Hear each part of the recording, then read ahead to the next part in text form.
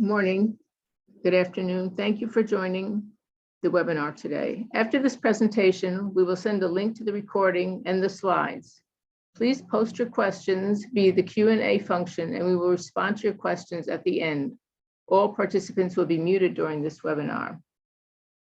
Thank you for joining the webinar today. The presenters are Luke Arbuckle from Privacy Analytics, Stephen Bamford from Janssen Research and Development, and Aaron Mann from Clinical Research Data Sharing Alliance. I'm Marsha Levenstein. I'll be moderating the webinar. The webinar today will focus on two critically important aspects of data sharing: data privacy and clinical utility of shared data. When thinking about data sharing, it's important to understand the impact of privacy methods on the scientific value of the shared data. There are often conflicts between these two priorities, and this talk will build your knowledge and understanding of the trade-offs between privacy and functionality. With this knowledge, you can better evaluate data for its ability to answer the scientific research questions you have while not violating privacy concerns. Today, we are very lucky to have three experts in this field presenting. I'll introduce them now. Luke Arbuckle is the Chief Methodologist at Privacy Analytics, providing strategic leadership in how to responsibly use and share data and innovation into privacy-enhancing technologies and methods. He draws from an extensive background in statistics, mathematics, and engineering, as well as industry and regulatory experience. He engages senior decision makers in solving real-world problems in business and privacy engineering. Luke was previously the Director of Technology Analysis at the Office of the Privacy Commissioner of Canada, leading a highly skilled team that conducted privacy research and assisted in investigations when there was a technology component involved. Before joining the Office of Privacy Commissioner, he developed de-identification methods and re-identification risk measurement tools, participated in the development and evaluation of secure computation protocols, and led a top-notch research and consulting team that developed and delivered data anonymization solutions. Stephen Bamford is the head of clinical data standards and transparency at Janssen Research and Development. Stephen has been a member of the Janssen team since 2016 and has helped to implement and support a number of data sharing initiatives during this time. He has over 25 years of experience in management of clinical trials and research data with pharmaceutical, life and science and research organizations. In 2004, Stephen founded the FUSE organization. Since its inception, he has driven and continues to drive FUSE, which now has over 10,000 global members. FUSE runs over 25 well-attended events globally each year, including a data innovation symposium in partnership with the Food and Drug Administration.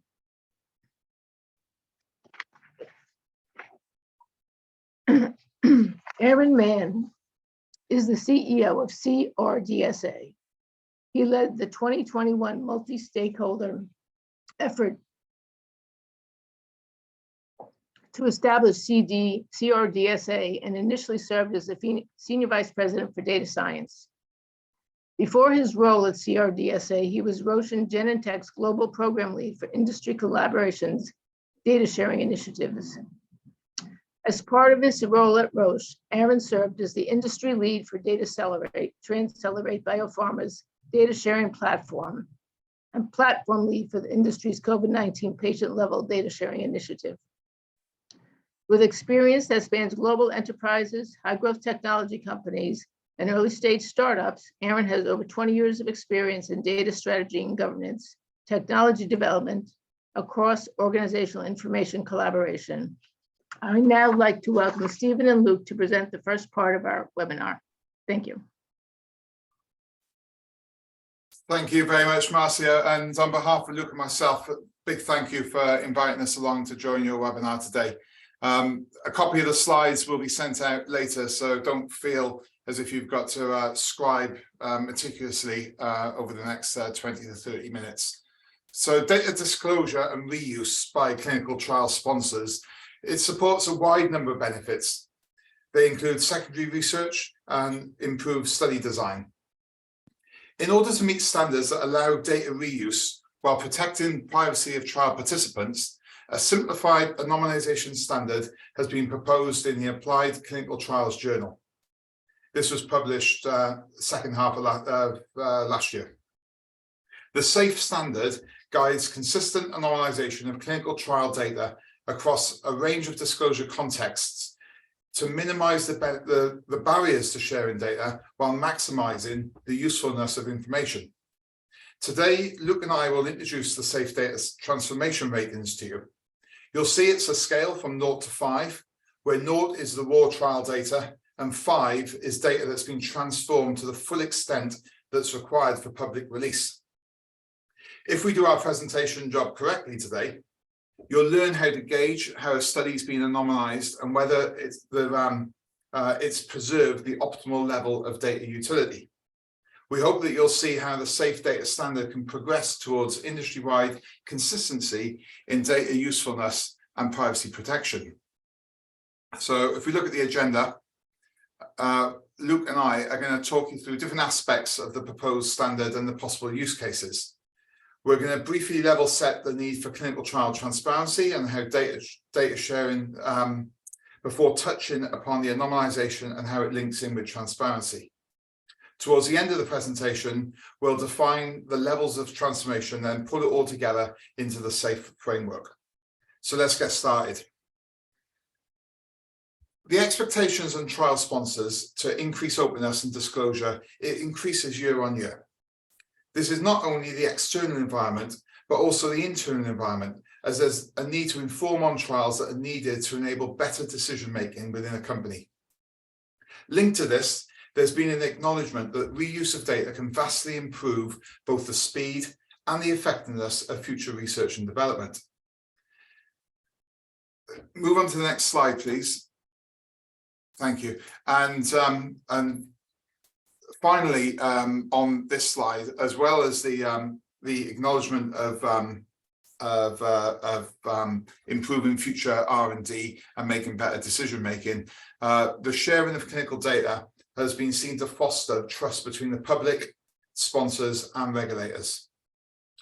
Next slide, please.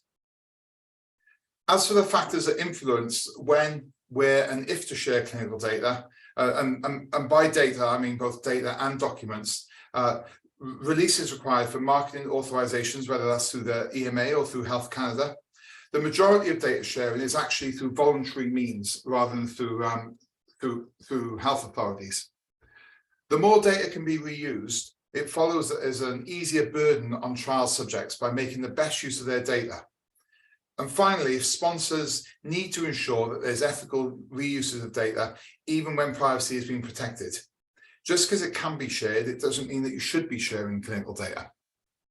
If I bring these two together on the next slide, the SAFE data standard focuses on protecting privacy to share non-identifiable clinical trial data for ethical secondary uses and disclosures, but it also frames responsible and ethically data that covers both sharing data anonymously and ensuring that it's functionally effective. So I'm now going to pass over to Luke, who's going to take you through responsible data sharing. Excellent. Thank you, Stephen. So as Stephen mentioned, we'll talk a little bit about the anonymization now and how it enables the data sharing essentially. So to share and reuse trial data while protecting the privacy of trial participants, sponsors are going to first anonymize the data, and that's where we're going to focus this section in particular.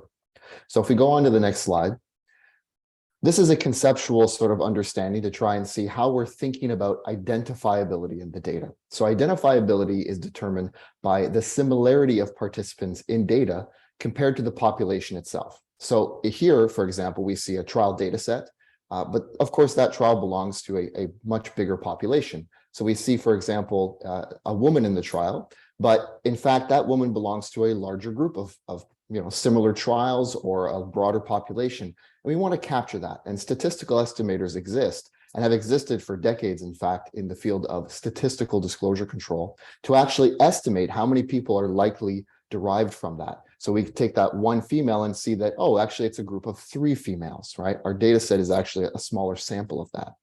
Now, an important factor in this is that context actually matters when we think about identifiability. The more data a researcher has available to link or combine with the trial data, the less restricted the use and environment of the trial data. So then, therefore, the more likely the potential that they could identify a trial participant. So on the next slide, what we'll do is we'll look at exactly that. We'll add in this conceptual piece. So we consider the likelihood of an opportunity, including an attack, to identify data subjects. So this involves assessing all kinds of potential threats, or all the means reasonably likely to be used to identify data subjects. And we'll see more of this in another section. We're breaking identifiability down into data and context along a spectrum. And this has been used in disclosure control to guide data access decisions for many years. If you're familiar, there's a concept known as the 5 safes, which inspired the naming of this framework as well, that uses a similar approach of using data and the context, but it's, there are 5 of them, so I won't go into those details now, but it's just to give you an example of one that's been known for quite a long time and been heavily used in both government and statistical data sharing. So statistical anonymization, in consideration of all data variables and applicable technical and organizational controls, again, the context, this is consistent with best practice and regulatory guidelines. Now, let's go a step further in the next slide and start looking at how we break this down. To support standardization, we need a process and framework for modeling data identifiability in order to address a range of contextual re-identification opportunities, all the ways that the data could be identified. So the aim here is to establish a baseline and framework with which standardization in the sharing and reuse of clinical trial data can be adopted globally. So we won't go through all of these in detail, but you can see there are many factors that can be considered, both in terms of the data, the context, and how we determine what an appropriate threshold is and how we combine these two together. We won't go into this level of detail today, but it is described in more detail in the framework. And with that, I'll turn it back to Stephen. Thank you, Luke. To promote the standardization and efficiency in sharing of data, we propose the Safe Data Standard rating. The rating corresponds to a certain level of data transformation that can be used quickly to align stakeholders and effectively protect privacy. Next slide, please. In designing the Safe Data ranking, we looked at 4 aspects of anonymization. Firstly, the degree of transformation should be commensurate with the controls that are in place for that particular data usage. Secondly, we want to see that any inconsistencies have been documented. So, for example, whether there's a meta-analysis. Thirdly, we went into this project believing that by having a common standard, it would truly help minimize the erosion of data utility. And finally, the Safe Data Standard has the potential to create global consistency in the degree to which data are transformed. Next slide. Just imagine for a moment that a researcher is seeking to access multiple data sets. The Safe Data Standard as a rating system would provide the researcher with a basis to set expectations. It would communicate the level of transformation to the data itself, and also the protection measures that one would expect to find attached to that data. Furthermore, the rating system specifies the protection measures that platforms must implement to accommodate data in a particular level, a particular utility level, whilst maintaining adequate privacy. In the future, metadata could be created that further aligns on these expectations. Next slide. In our vision of how industry, and by industry I mean the wider industry, whether that's regulators, whether that's sponsors, or whether that's researchers, can use the Safe Data Standard, it is the belief that it will aid both the ethical and the responsible data sharing of anonymized data. We see a clear spectrum of identifiability, starting with a minimal transformation, and then that increases to a lot of transformation, but this is proportional to the controls that are in place to prevent linking to other sources of information. This standard empowers organizations to make decisions more efficiently and consistently based on common sharing scenarios. For example, all companies who share data through Vivly will be able to ensure data has the same level of data utility that is appropriate for the data sharing privacy platform controls, for example. By building these shared interests, together we're able to create an opportunity for greater sharing and greater standardization of data. This in turn will drive public benefit in the sharing of clinical data. Now, we're not belittling that this is a complex situation, but it does need a framework for wider coordination. There's been industry talk of metadata to improve access and sharing across platforms to enable research, and this requires a consistent understanding of the data that will be available. The Safe Data Standard can be the building block of that work. Now I'm going to pass over to Luke for the next section. Thanks, Stephen. So let's look a little bit more detail about how we pull this together in terms of the data and the context. We want to define an appropriate level of data transformation by looking at those two dimensions. So what we have here is a very simple example just to get some of the concepts across. So we use the term cluster size determined by the number of individuals who share similarly indirectly identifying information. So in this example, again, very simple one, we're just looking at a couple of demographics, right? We have the gender and we have the year of birth. And from that, we can basically aggregate groups and say these belong together. Now, we use the term equivalent cluster size or group size of similarly looking individuals to make it conceptually similar to k-anonymity. But in fact, it goes a little more complex than that, depending on the type of data you have. So we can accommodate different implementations, different technical measures using the same concepts for complex data types. For example, longitudinal clinical data. But conceptually, it's the same idea. We want to cluster people together so that we can aggregate them and ensure that they're within a safe group. So now let's go into the next slide and look at a little bit more detail of the contextual pieces. So first, let's look at these 4 levels. One of them you don't see because there are no controls. But first, we have a highly restricted environment. Then we'll have something that's more, standardized set of controls. We'll put that in the middle as strong controls. And maybe you just have some basic controls, basic sanitization, maybe, for example, student access to data. But then you have even no controls where it's, there's nothing there. You're just sharing the data, for example, semi-publicly. And so those create 4 layers of potential categories for looking at the contextual risks around those different environments. So platforms or internal environments that enforce privacy and data security can use this scale to characterize different levels of control around the data, which is an important piece of that contextual framing. So next, let's look at the data users themselves, the recipients. So this is the next slide, where we're going to talk about who we're giving data to, which is also an important factor in that contextual view of how we're sharing the data. So again, we're going to have four levels. The first is highly trusted, right? They're going to have, for example, user training. And of course, I should mention that these are anything that's at the high level includes everything below, okay? So when we go from the left-hand side, highly trusted, to trusted and limited capacity, it's a little bit different, but they don't necessarily have the training, but they still have, for example, data use agreements that they've signed themselves. The actual recipients themselves are signing. And then when we go to the right-hand side to a slightly less control or less trust, I guess, in this aspect, we're talking about still enforceable terms of use of some kind. So think, for example, like the entity, a university being shared data, they still have to sign some sort of agreement that they're going to ensure that people get access to data within, understand, there's no attempt to re-identify, for example.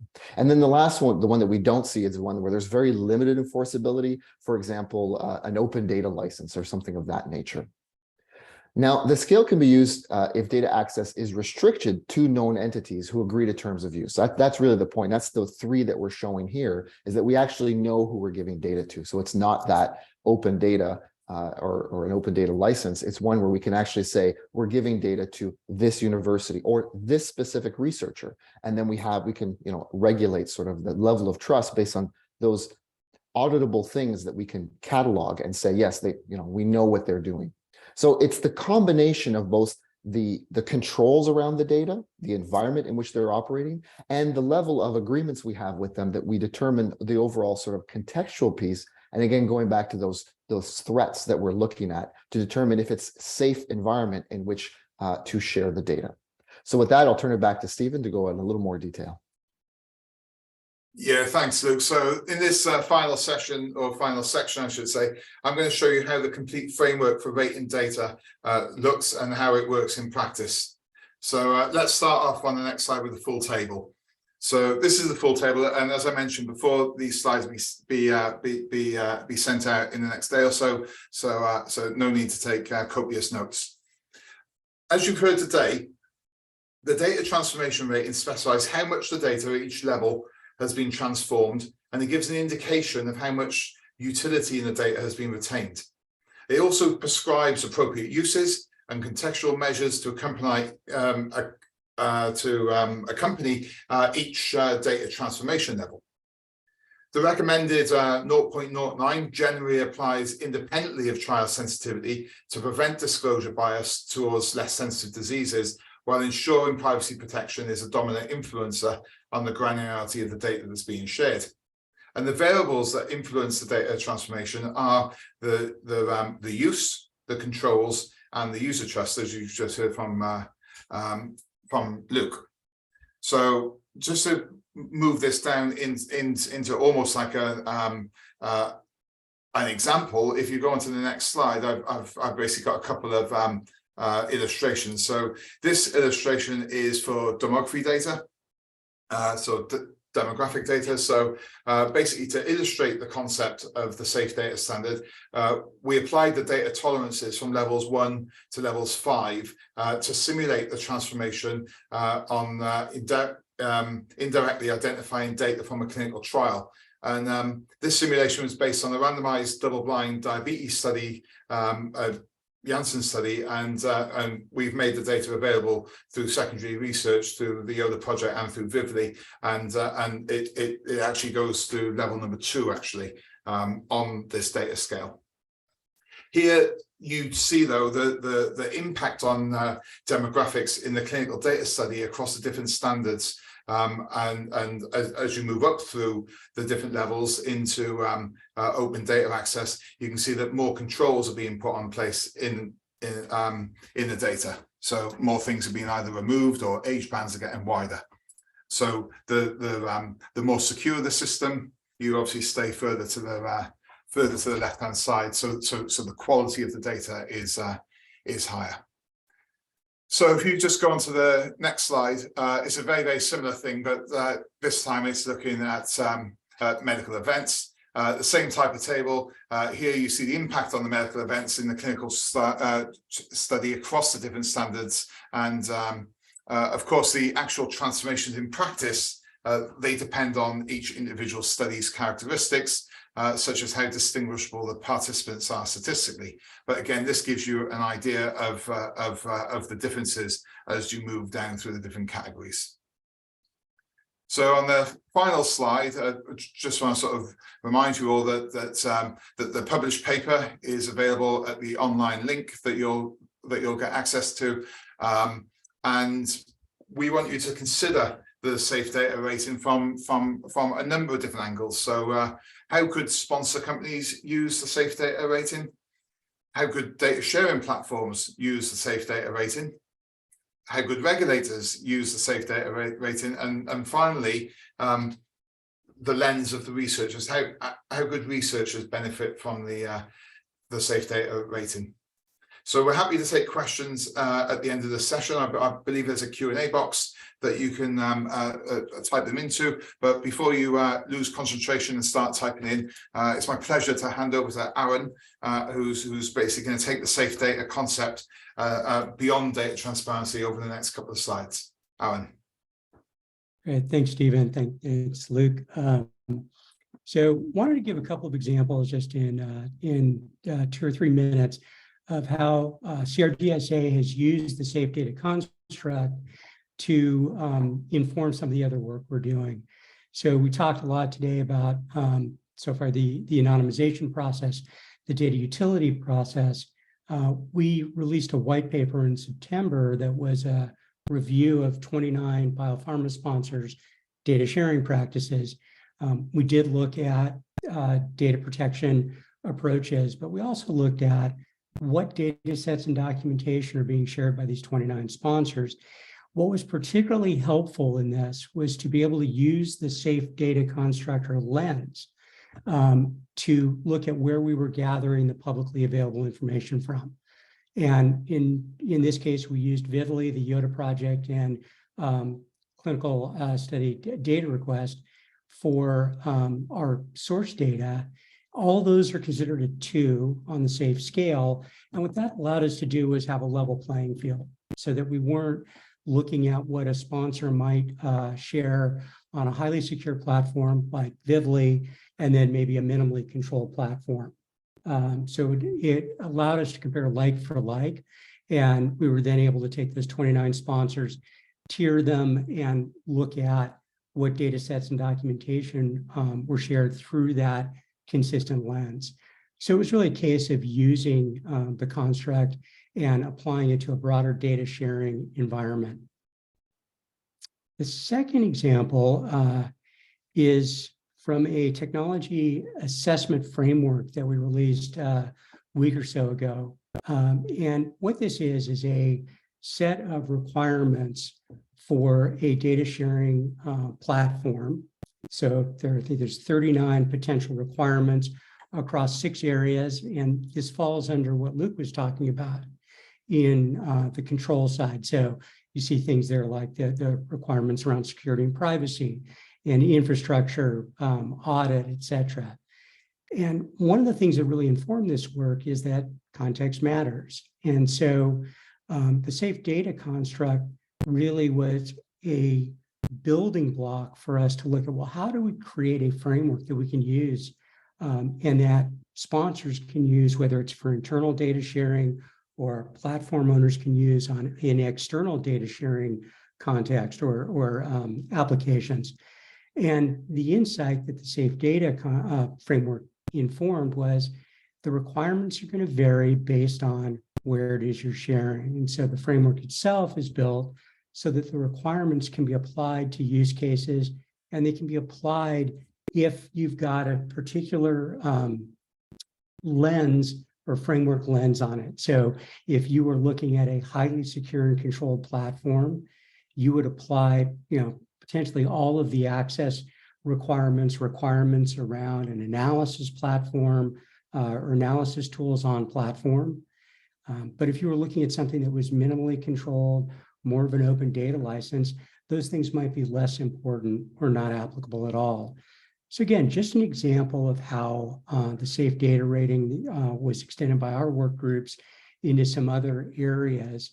And I just conclude by saying that where we found it really helpful, if you look at a lot of the literature that's available, and it's kind of a binary, it's open or closed, or it's, internal or external. And the safe rating construct gives us a lot more nuance to look at the degree of control and trust that are applied across the environments. So with that, I think I'll turn it back to Marcia and the Q&A. Okay, I'd like to ask all the speakers to turn your camera back on and your microphone back on. I have a few questions to ask you. We'll start with this one. If I want to implement the safety data standard, how would I go about doing this?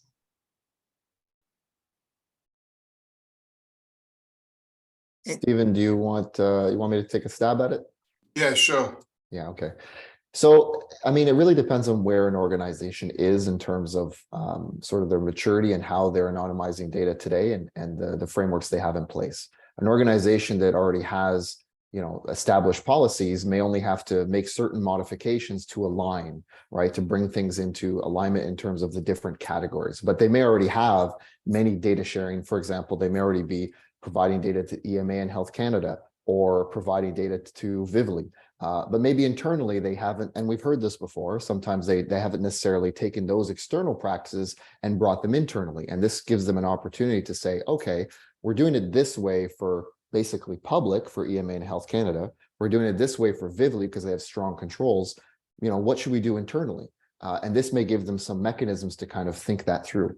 On the other hand, if an organization is using like a rules-based approach across the board, well, this is an opportunity to think about how they can provide more useful, more granular data to, for example, in the Vivly circumstances where there's very strong controls around the data. So hopefully our hope is that this gives them at least a framework to start thinking about how to break things down into 5 very, very common use cases that they're already probably dealing with to some degree. Yeah, just to add to that, for us, it was a case of, I guess we were quite a long way along the journey already with my day job, and it was mainly a job of documenting and just filling in the gaps and thinking it through logically. Thank you. Erin, do you want to add anything or? It's a comment on build on what Luke said. I can't tell you how many sponsors I've heard from that have said, oh, wow, our researchers have an easier time getting our own data from an external platform like Vivly than from our internal resources. So I think one of the things that I'm seeing as a change in the environment is a real focus across a much broader range of sponsors on internal data sharing. And just echo what Luke said, it is a really helpful way to be able to look at, okay, what should we be doing internally? And I guess I would say if your bar internally is higher than what you share with external researchers, probably worth another hard look. Thank you. Okay. So is the standard applicable internationally or only in certain countries? And I guess a specific question is, would the various levels of the rating scale meet all the GDRP requirements? Yeah, so the idea of the framework is that it's not specific to a particular region. It is meant to be very broad. You'll notice that conceptually there's those 5 very common data sharing scenarios that are envisioned in it. And so, yes, it is intended to be global in that sense, and align with different regulations. Now, there may be, keep in mind, there's some specifics in it, of course, and the idea there is to look at existing frameworks, existing sort of guidance, and build, a suitable framework that can break things down. But then below that, there may be, there's going to be some legal parts that still have to be aligned. But hopefully the rating framework and the standardization that's been proposed actually does meet the different international sort of guidelines around how do we share data, and especially clinical data, because the focus here was not just looking at the broad sort of guidance, but getting more specific to, well, and that's really the advantage, what are the specifics of clinical trial data sharing? How can we look at those and sort of make it more refined and more specific while still meeting the global context? And without speaking for every company, but the majority of pharmaceutical companies are already operating globally, whether it be through Health Canada or through the EMA Policy 70. So they've already got conceptually a different a global outlook when they look at data sharing. Yeah, that's a good point, actually, because it's worth noting that we've heard from, I think, both publicly and in conversations that Health Canada and the EMA, tried to align quite a bit. In fact, when they're publishing guidance, they want to make sure that they're being consistent, because they hear from the sponsors, but they also recognize there's an advantage of working together, an advantage of creating some standards, at least in that context, at least in the the public data sharing scenario. But we want to take this a lot farther and go into the specifics of clinical trials. Yeah, it's in some ways this is not uniquely, but it's a U.S. problem, because Steve, as you said, sponsors do think in terms of global. They think in terms of GDPR. We certainly see that across our membership, where you start to hear HIPAA and all kinds of other things that are applicable, but not in the same way that we use, say, the GDPR as an overall framework, is from smaller technology vendors that are less familiar with global, with operating globally, or initiatives that are country specific, and then it starts to become more of an education process on why sponsors and global companies are going to generally default to something that looks more like a GDPR interpretation of data protection versus a particular state or HIPAA regulations here in the US. So it is interesting to have both those conversations. They really come out at technology-oriented conferences. Thank you. Okay. Here's some questions from the audience. So you've talked about the high level of trust. How is that determined? Who decides that? Right. The idea here, and I apologize because that was presented rather quickly. As Stephen mentioned, the slides will be published. You'll have access to that, but also the article itself goes into more detail. But the idea there is that it's about having an auditing framework. The bigger piece to this in terms of threats and opportunities to re-identify are really around the data environment and the controls there. But in terms of user trust, it's also about like basic things. So let's go from the simplest one, right? Which is basically just an open data license that says, hey, don't do anything bad, but there's nothing else there, right? Versus we go to the next layer, we say, okay, we're going to have a contractual agreement with an organization like a university. To the next level, a higher level of trust that we, again, this is about creating an auditing sort of trail. The next level of that would be, well, now the actual researchers at that university have to also sign and say, I agree not to use the data in inappropriate ways, I won't re-identify, et cetera. To the highest level, which is also we're going to train them on disclosure risks. They're going to understand what they're receiving. They're going to understand the risks around how they're using the data and how they shouldn't be doing things like trying to bring in data from outside and linking identities, for example, or trying to call individuals and see, are you in this data? Making that and these different things, it goes from the organization to the individual to them even being trained to understand what they're signing. That's the level of trust we're talking about, where we can set up an auditing framework to actually say they've done all these things. And then the other side of it, as you saw again briefly in the slides, but you can read in more detail, is around the contractual arrangements as well. So whether a very strong data use agreement is in place or versus an open data license and everything in between. So Bill, would you include in that the controls that are on platform? In other words, can you remove data from the platform, download it into your own environment? Would also feed into this, I would think, where you're allowed to use the data. Yeah, I mean, some of this might be captured in the environment, but it varies. Again, we don't want to be too specific. I know in the past we've had organizations that actually include in those contractual agreements, they actually specifically state those controls you're mentioning. So not only do they sign on to say, I won't do these things, but they then have this extra piece that says it's going to be within this data environment. So they understand they can't take the data and move it somewhere else. Now, again, depending on the sort of the nature of the organization, this could be a very long document or it could be a very short conceptual one that says, I won't leave the environment for which, this was set up for. For example, it's not going to leave Vivly, something like that, but that can be included as well. Yeah. Okay, so I have two related questions. And they both really focus on the fact that, different data sets may have different, it sounds like may have different levels of de-identification or depending upon the use. Can that lead to different results for similar secondary analyses? That's one question. And the second is by developing different levels of transformation for multiple anonymized versions of the same data set, does that actually lead to an increased risk of re-identification? So for the first one, it's an important question to understand the impacts of the transformations on the data. We get to sort of the topic of data integrity. And it is a very good point. The difference between one easy way to think of this, the difference between those different data ratings is really about precision.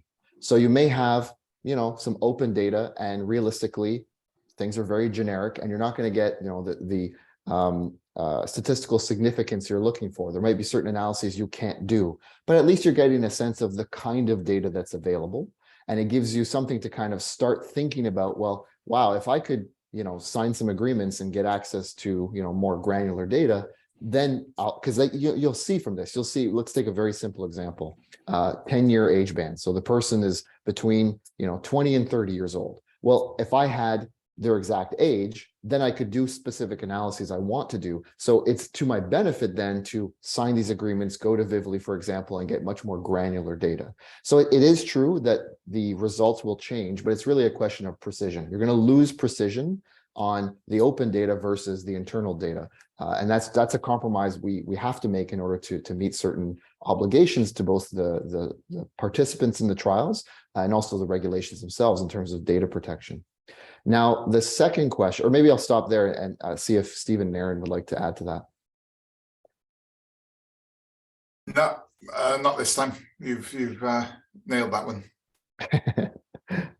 Agreed. Okay, awesome. And the second question was about risks. So this is a really good question as well, and that's why we have to be very clear about how we're sharing data. If you look at the governance around anonymized data, so we've already let's put aside the anonymization itself. We've now anonymized it for different circumstances. We've shared it out. So we have to be clear, again, going back to basics of data protection, is we have to track and ensure we know where the data is going, because we want to avoid those kinds of overlaps. Two organizations, or we want to avoid the possibility of, let's say, collusion. I mean, it's very unlikely, and most contracts would eliminate that anyway. But it's one of those things that are thought of in the broader landscape of data protection, and all those things still apply. So when we share data, we still want to consider who we're sharing data with, what contracts we have, and that's why we have that different rating scale, right? If we can't get an organization to sign agreements that would prevent collusion, then it's going to be an open data set, basically, right? So all these factors come into play. So it doesn't increase the risk because we're actually segregating them out. That highly secure environment, you're not mixing data there, right? There are strong controls. You can't bring in data from the outside. There are strong contracts that prevent people from, even attempting. And quite frankly, researchers, in our experience, no one's really trying to do this, right? They're trying to use data for their scientific purposes. So we do consider all these things. We do consider those risks. And that is actually a large part of why that rating scale exists, so that we can control and also understand how they could potentially be interacted together. And just from a sponsor's point of view, you find that the more controls that are in place, that obviously the higher the data utility, because the more confidence you have, the more trust that the sponsor has that data put into a certain environment has the right checks and balances in place from the data use agreement right through to the security model.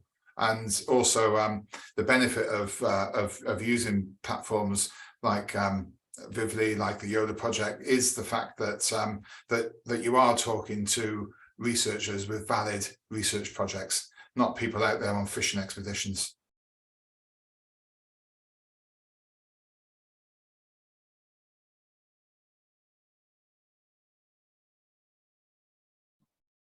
Okay, thank you very much. So I have another question. Do you need to include the possibility of sharing data, future data publications, including storage in a repository, or long-term retention of data for verification of patient information forms, informed consents, etc.? So other sources of data and other uses. Sorry, the question was about, maybe repeat part of it. I missed part of that. So it's about all the not just the consent forms, but the data that has to be stored and maintained. Right, and also future data publications and right. So other uses of this data in your evaluation of I guess either data context or this whole area of standards. Right, and this is part of the assessment. Stephen alluded to the idea that you want to make sure there's an appropriate research question being asked, and that will be the case, especially in the high, more restricted environments where it's not just anyone getting access to data. They're going to have to put forward maybe a research plan. Again, there's a lot of variability within the safe data standard, because the idea is there to give people those buckets in which they can define some of these more explicitly. But in our experience, yeah, that's in that highly, especially, for example, an internal use model, you would have those considerations regarding data that's available within the organization, who's asking for the question. So there's a gatekeeping to some degree to say, we want to make access fast, but we need to also categorize them to say, what are you trying to do? Is it a valid scientific purpose, something that we agree on? And some of that can be, again, in the same way, you can almost have your own data sharing with internally in terms of what are those purposes that you just say yes right off the bat, and others you got to go, we have to check on that one. Let's just see what you're trying to do with the data. So those exist, and these things will be considered, but I'd say they go beyond the safe data standard, and that's a good thing, because the reason it was created was exactly that, to start this conversation, to start becoming more specific. But we kind of felt, and this, all kudos go to Stephen on this, it was really the industry needs these buckets first. We need to align on the broader sort of core data sharing scenarios, and then from there go the step further and start refining those types of considerations.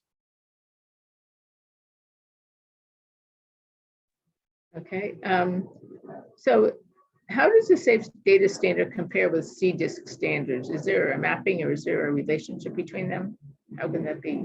How can they be? The safe data standard is a broader concept, and the CDISC data standard is used for clinical data, and how you anonymize the data, whether that be in CDISC format or whether that be in OMOP format, for example, is completely independent of using the safe data standard. For pretty much every pharmaceutical company on the call today, their data will probably be in CDISC format, but you anonymize that data according to your anonymization techniques that you have within your company, and that sits outside the safe data standard as such. Thank you. So if the data is truly anonymized, then the data in principle is no longer under GDPR. But since the risk for identification is never going to be zero, how should we handle the situation? Is the data considered truly anonymized or not? I guess. Yeah, no, it's a good question. It's a classic question. So the challenge here is that we look at this from a statistical point of view. It's like the classic, Hollywood film where, the scientist gets put on the stand and says, but is there a possibility of aliens? And you can't say no as a scientist. It's kind of like that. So we have to think of reasonable thresholds, because take, for example, aggregated data. We aggregate, and that's conceptually what we're talking about here. We aggregate data and we say there are 10 people in this trial that are female. There's still a chance I could assign someone's name to that, but wow, is that ever remote, right? And that's what we're talking about. So when you look at guidance, for example, that's being put out by different regulators, there is a certain reasonableness test in there, and there is the, all the reasonable means likely to be used to re-identify. So we use those concepts to look at exactly that. So is the data truly anonymized? Again, it's contextual, right? It's anonymized within that context, within that that framework, and I personally don't do the on-off switch on GDPR. If you look at the contextual controls we're talking about, they align with GDPR. That's the point, right? We're saying we're controlling the environment, we're controlling these things. If you take that data set and walk away with it outside of that environment, well, I would say it's no longer anonymized, because it's not in the same context in which it was, we have assessed the threats, assessed the opportunities to re-identify. So it's not a simple on-off switch. It's a, look, we're protecting the data, we're protecting privacy, we're doing it within this confined environment, right? So it's the idea of it truly anonymized, to me, sounds like an open data set where we make the data publicly available. And there have been motivated intruder tests to show that it is properly anonymized. It is truly anonymized. Not to say there's not an impossible, it's always possible you could randomly assign names and maybe get one right, but we're trying to be reasonable here and produce useful data. So I don't know if that exactly answers it, but hopefully it provides a bit of the nuance in the conversation. Thank you. Yeah, I just build on that from from looking across sponsors, we see this really wide range of interpretations of what acceptable anonymization risk is. And you'll hear a lot. I've heard from the legal side that nothing is anonymized, therefore all of this is personal data under the GDPR. Most sponsors are taking the legal and reasonable standard. So in the example you just gave, Luke, taking it outside of the environment that you've agreed to is no longer a legal use of it. And so then as a sponsor, you have done your job, you have protected it. And, if somebody did that, they would be stepping outside those bounds. But I think at sponsor side, it gets, we're steeped in it as practitioners. And then you start talking to a lawyer who, this is not really all they do in their day job. They start looking at, that what if risk. And I think one of the things the SAFE construct does is it has us having the right conversations and around the right context for sharing. So when you're talking to a senior leader, CMO, they're not just saying, wow, you mean we're throwing our data open to everybody? It's like, well, no, it's more nuanced than that. We're actually looking at it over here. So I think there is a range that we have to manage of approaches, and it's evolving. This is a way to help us evolve that conversation. And on that note, maybe I'll just add that we've heard that the safe data standard, the paper itself, has been very helpful in having conversation, for example, with legal groups, saying like, here are the arguments being put forward to say, what these different ratings mean and how they can be beneficial to make those assessments essentially about anonymization.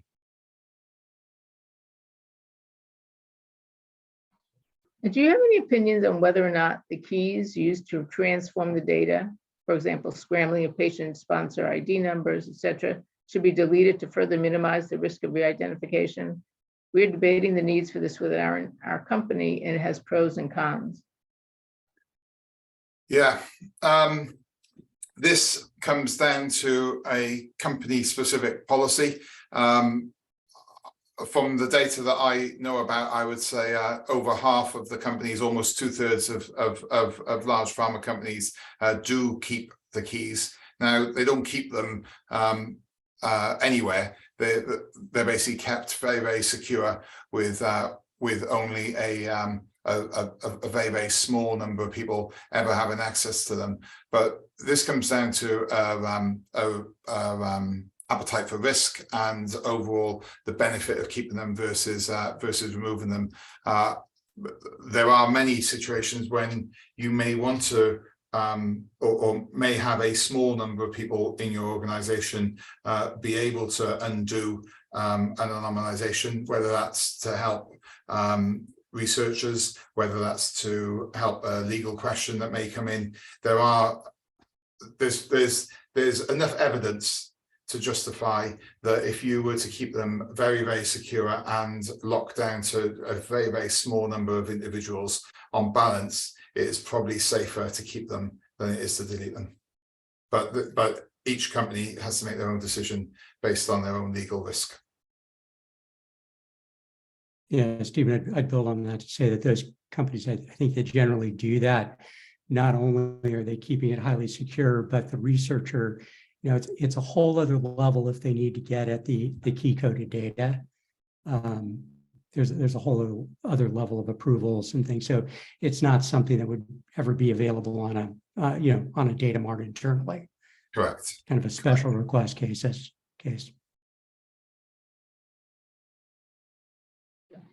So for data integrity and data protection, should we be aiming for the highest level of trust as an ambition for the scientific community? Well, if I just go first and look at it from somebody who's responsible for sharing a large number of clinical trials every year, I want the patient's time, effort in our clinical trials to be reused as much as possible. So for me, the higher we can get the data utility, the better we are. And higher data utility means more controls. So if someone's got a specific scientific question that they need answered, I would like them to be pushed towards somewhere like the Vivli or the Yoda project, where they can access very, very high data utility data in a very controlled environment, rather than receive lower quality data on a more open system. I think that's more fundamental and more respectful of the patients who are at a very, very difficult time in their life, quite often come into our clinical trials.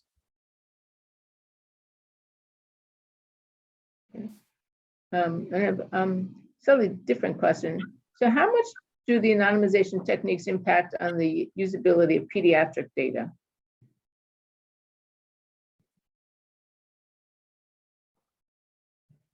I guess I could try and tackle that. I mean, it really does depend. Again, it depends on the sample size. It depends on many factors. I'm trying to think back of an example where we've worked with pediatric data specifically. There's a variety of techniques that can be used. I mean, this is going far outside the safe data standard, I would say, but in a way not, because it depends on those contexts, right? It depends on who you're sharing data with. So that's going to determine a lot of it right there. And Stephen was just alluding to, we want to build those very strong controls, those strong environments where we can share more granular data. So right off the bat, the conversation moves away from just the techniques and more towards the context, right? There are techniques to improve data utility, and quite frankly, there's a lot of new techniques being developed and introduced. But I think the more important thing is thinking in terms of context, right? Are you making the data publicly available? And what does data integrity mean in that context versus, a strong environment like Vivly? What does data integrity mean there? Like, what are you trying to achieve? It also depends on the purposes for which you're going to be processing that data. So it's not a simple yes, no answer. It's more granular, but I think you got to think of it in terms of those contextual controls, because that alone is going to have such a major impact on that granularity.